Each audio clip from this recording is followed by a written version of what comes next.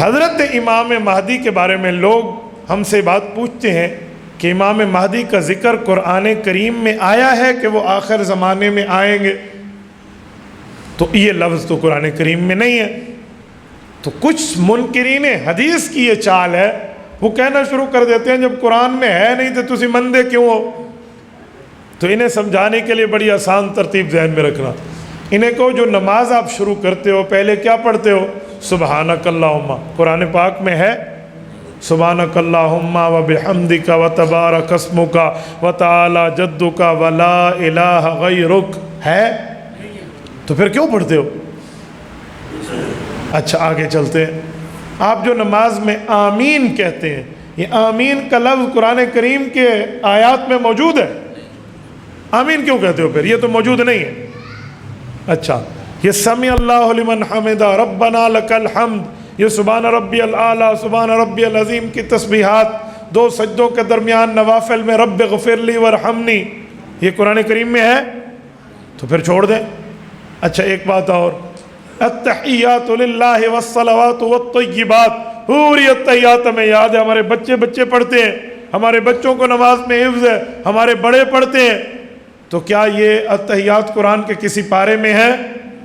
کسی حافظ سے پوچھ لیں، یہ التحیات پورے قرآن میں نہیں ہے، تو پھر التحیات چھوڑ دو۔ اچھا تھوڑا آگے چلیں، اللہم صلی علی محمد، ابھی ہم نے درود پاک پڑھا ہے، اللہم بارک، یہ ابھی ہم نے درود پاک پڑھا ہے، درود ابراہیمی قرآن کریم میں ہے؟ درود پڑھنے کا حکم ہے، درود کے لفظ ہیں؟ جی نہیں ہے، تو پھر درود چھوڑ دیں۔ تو یہ عجیب دنیا بن چکی ہے جو ہمیں کہتی ہے امام مہدی کا نام قرآن میں نہیں ہے لہذا چھوڑ دو۔ اس کا مطلب یہ ہے کہ قرآن کریم میں نماز کی اکثر الفاظ نہیں ہے تو پھر نماز بھی چھوڑ دے۔ تو اس کا جواب دیتے ہیں بھائی نماز میں نہیں ہے، حضور پاک نے پڑھ کے نماز قرآن میں نہیں ہے، حضور نے نماز پڑھ کے دکھائی ہے، صحابہ اہل بیت نے دیکھی ہے، اسی لیے امت اس کو مانتی ہے۔ تو وہ چاچے تیرے دماغ کو اپڈیٹ کرنا چاہیے، اسی صحابہ اہل بیت نے پیغمبر سے حضرت امام مہدی کے ظہور کا عقیدہ سمجھایا اور امت کو سمجھایا۔ تو یہ ہمیں آپ لاجک نہ سمجھایا کریں کہ قرآن کریم میں نہیں ہے تو چلو چھاڑ دو، یوں نہیں ہو سکتا۔ اچھا میں ایک بات سمجھانے کے لیے کہتا ہوں، پوری شریعت میں نہ ہو پھر جرم ہے کہ یہ بات پوری شریعت میں نہیں ہے۔ قرآن کریم تو شریعت کا ایک حصہ ہے، قرآن کریم شریعت کا ایک حصہ ہے، شریعت کے حصے میں پیغمبر کی احادیث کہاں جائیں گی بھائی؟ صحابہ کا اجماع و اتفاق کہاں جائے گا؟ پیغمبر کے صحابہ کے فتاویٰ کہاں جائیں گے؟ اہل بیت کے طرز عمل کہاں جائے گا؟ اور یہ پوری ترتیب جو امت کے ماہرین صحابہ کرام کے شاگرد پیدا ہوئے اور انہوں نے دنیا کو دین لکھ کے صحابہ سے سمجھ کے دیا ہے، جیسے صحابہ کے شاگردوں میں حضرت امام اعظم ابو حنیفہ رحمہ اللہ کا نام ہے، ان جیسے بندوں کی تحریرات کو آپ کہاں لے جاؤ گے؟ تو بھائی صرف قرآن کی بات آپ نہ کریں، قرآن کریم ہمارے ایمان کا حصہ، محور، مرکز، بنیاد، لیکن قرآن کریم نے جو باتیں بتائی ہیں حضور کی احادیث اور صحابہ نے اس کی تشریح سنائی ہے، تو ہمیں یہ جملہ نہ کہنا۔ اچھا اس پر ایک بات مزید، حضور علیہ السلام کے دور میں ایسا واقعہ ہوا کہ اللہ کے رسول کے ذہن میں ایک بات آئی اور حضور پاک نے وہ ارشاد فرما دی۔ وہ یہ تھا، اللہ کے رسول نے فرمایا کہ ایک زمانہ ایسا آئے گا کہ لوگ میرے احادیث کا انکار کرنا شروع کر دیں گے، وہ کہیں گے ہم احادیث نہیں مانتے، ہم قرآن مانتے ہیں۔ فرمایا ایسا طبقہ آئے گا۔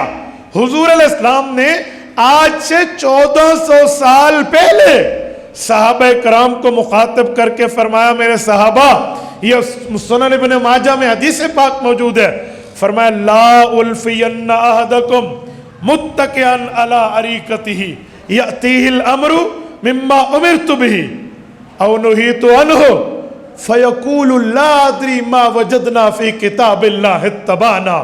کہ لوگوں ایک وقت آئے گا رجا پجاؤ آدمی، برگر فیملی سے ریلیٹڈ، کھانے پینے کی جسے کمی نہیں ہوگی اور وہ یوں ٹیک لگا کر بیٹھنے کا عادی ہوگا، اس کے سامنے میرے احکام، حدیث پاک کی شکل میں پیش ہوں گے یا میرے احکام کی منہیات جس جس چیز سے میں نے منع کیا وہ حدیثیں پیش ہوں گی، تو وہ آدمی تکبر کرتے ہوئے حدیث کا انکار کرتے ہوئے کہے گا لا ادری لا ادری، میں نہیں جانتا، لے جاؤ حدیثیں، ما وجدنا فی کتاب اللہ اتبعنا، قرآن میں ہے تو مانتا ہوں، حدیث میں ہے تو نہیں مانتا۔ حضور علیہ السلام نے فرمایا قیامت کا منظر ہے، تو یہ تو 1400 سال پہلے ہمیں صادق المصدوق پیغمبر صلی اللہ علیہ وسلم نے بتا دیا۔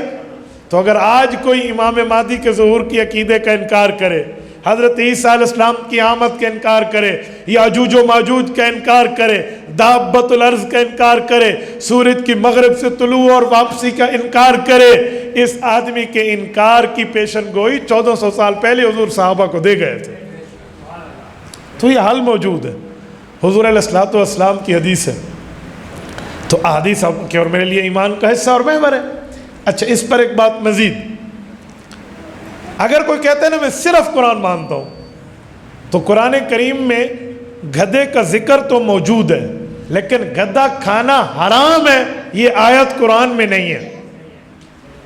گدھے پہ سواری کے ذکر تو ہے، والخیل والبغال والحمیر لترکبوا وزینہ، لیکن حلال ہے یا حرام ہے قرآن کریم کے لفظوں میں اس کا جواب نہیں ہے، جواب حدیث پاک میں ہے کہ حرام ہے۔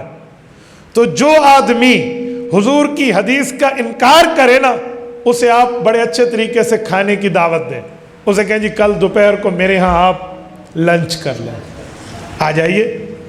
وہ آپ سے پوچھے کہ آپ کیا کھلائیں گے، آپ کہنا گدھا کھلاؤں گا، ڈنکی روسٹ کھلاؤں گا تمہیں۔ وہ کہے گا یہ عجیب بات ہے، اسے کہا بھائی تو قرآن صرف مانتا ہے، حضور کی حدیث کا انکار کرتا ہے، قرآن میں لفظ دکھا دے گدھا حرام ہے، اسی تینوں بکرا کھوا دینا ہے، ہم نے آپ کو بکرا کھلا دینا ہے، تو لفظ دکھا دے۔ اگر لفظ قرآن میں نہیں ہے کہ گدھا حرام ہے، تو پھر تو کیوں گدھے کو حرام مانتا ہے؟ جب کھانے کی باری آئی تو نے گدھے کے حرام ہونے کا فتویٰ دیا حدیث کی بنیاد پہ، جب باقی عقائد کا ذکر حدیث میں تھا اس وقت تیرے ماتھے پہ 12 کیوں بجتے ہیں؟ تو وہاں بھی حضور کی حدیث کو ٹچ کرو نا۔ میں تو بڑے اچھے طریقے سے منکرین حدیث کو کہتا ہوں، کوئی میرے سے ملاقات ہو نا، یہ جی ڈنکی روسٹ کھاتے ہیں، ملے گا بھئی یار، ملے گا نہیں ملے گا، یہ ساڑھا درد سارے تو چھڑ دے نو، تیرے سامنے ایسی پلیٹ رکھنا تو کھا، ہم تمہیں دیں گے، ملے نہ ملے وہ ہم یہاں سے لائیں گے۔ حضرت گدھا لبنا کوئی اوکھ ہے؟ کھوتے نو قریب لوگ کہتے ہیں فلاں شہر گدھے ذبح کر کر کے امت کھا رہی ہے، اب میں شہر کا نام لوں تو شہر والے لوگ مجھ سے ناراض ہو جائیں گے، لیکن اندر سے سب سمجھتے ہیں کہ اس شہر کی بات ایسا نہیں ہے۔ تو پھر میں حیران ہوں بھئی پیغمبر کی حدیث کا انکار، اور وہ بھی شریعت کے نام پہ۔ مولانا ظفر علی خان رحمہ اللہ بہت بڑے شاعر ہیں، وزیر آباد ضلع گجرانوالہ میں ان کی قبر موجود ہے، میں نے ان کی قبر پہ فاتحہ پڑھا ہے، اللہ ان پر رحمت نازل فرمائے، کروڑوں اربوں رحمتیں ان کی مرکت پہ نازل فرمائے۔ مولانا ظفر علی خان ایک شاعر انقلاب تھے۔ مرزا قادیانی نے جھوٹ بولے اور کہا میں 50 کتابیں لکھوں گا، چندے دو۔ لوگوں نے چندے دیے، اس نے 5 لکھ دی۔ لوگوں نے کہا 45 اور، انہوں نے کہا 5 اور 50 میں تو 0 کا ہی فرق ہے، پیسے کھا گیا۔ اس طرح جھوٹ بولتا گیا تو مولانا ظفر علی خان نے اپنے اخبار زمیندارہ میں ایک اس کے خلاف شعر لکھا، اور بڑا شعر وائرل ہوا۔ وہ شعر یہ تھا کہ ایک مسلمہ کذاب تھا جس نے حضور پاک کے بعد نبوت کا جھوٹا دعویٰ کیا، اور آج مرزا قادیانی کے ماننے والے حضور کے جانشین نہیں ہیں، مرزا قادیانی کے ماننے والے مسلمہ کے جانشین ہیں۔